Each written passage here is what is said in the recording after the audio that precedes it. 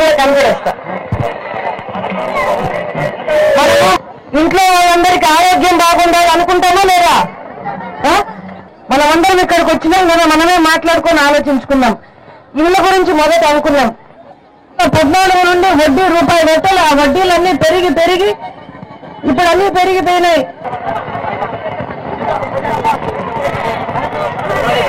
4 రకాల్లో రుణాలంతా మాఫీ చేస్తారు.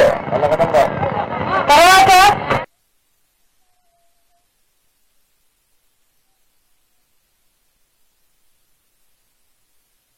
అంతేగాని ఈ కాలనీలో ఈ ఖచ్చితంగా కట్టించి మళ్ళా పేదలందరూ కూడా కాలనీ కట్టేయాలని సార్తో కూడా నేను అనంత్ సార్తో కూడా చెప్పిన.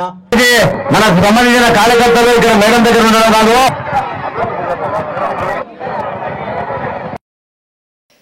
Please subscribe the Janahitam TV.